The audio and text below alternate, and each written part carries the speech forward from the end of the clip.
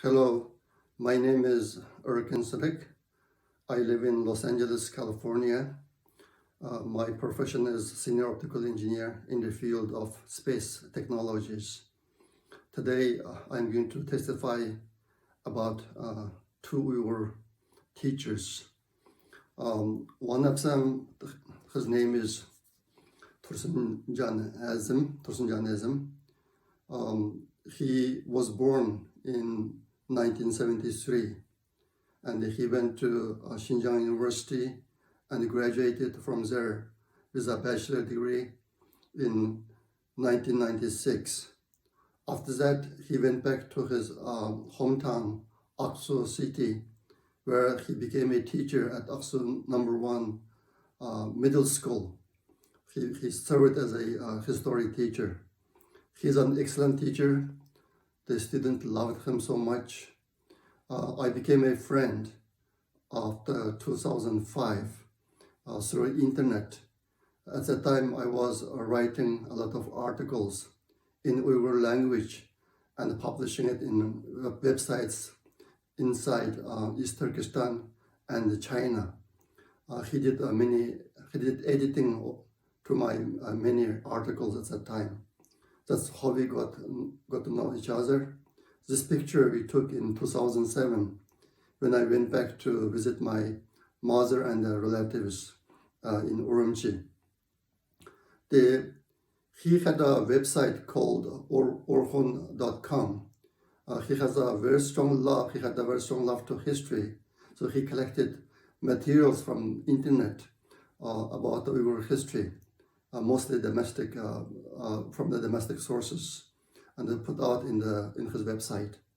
But the Chinese government is not happy about that, and frequently visited him at home, and detained him many times and questioned him many times. After July 5th massacre in Urumqi in 2009, he got arrested. It happened in September 2000. It happened on after July 5th, 2009, and he was sentenced to 7 years in prison in July 2010. He's supposed to get out in 2017 after serving 7 years in prison, but he never got out. After that, we don't know where he is right now. If he's in the jail or in the concentration camp. He never got out since July 2010.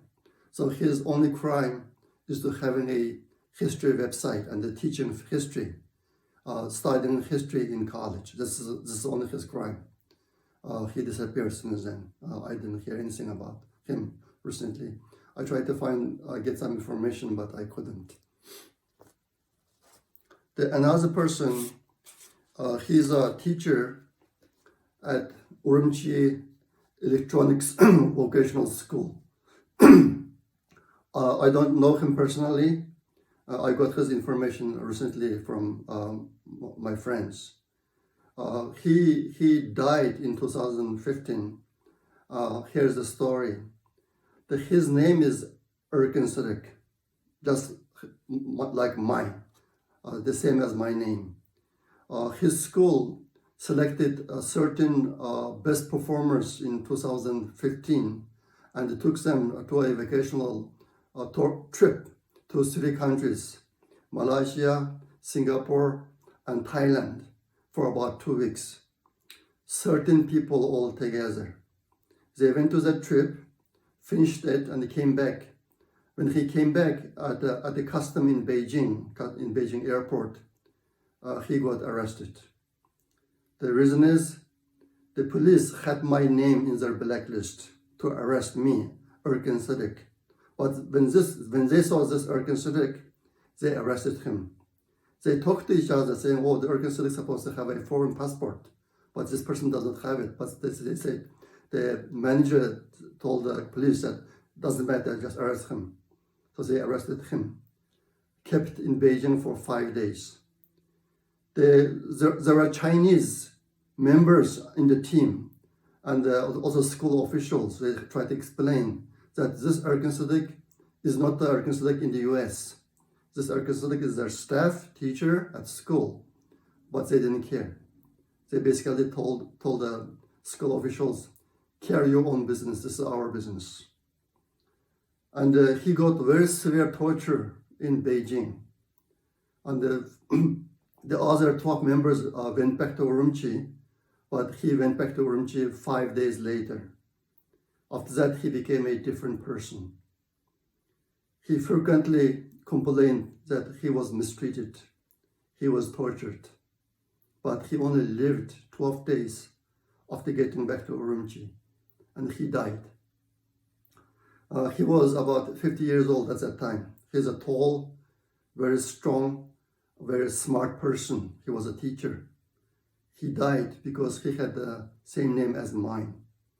The Chinese government put out an order to arrest me if I went back, but he made a trip to the abroad, came back, and he got arrested at the airport, and as a result, he died. His only crime, having a name as Erkin Siddiq as mine. I hope one day the justice will be served for his death. I hope one day the CCP regime was held accountable for crimes against humanity like this. This is just too much. Just because of his name, he died at the age of 50. Thank you very much for your attention.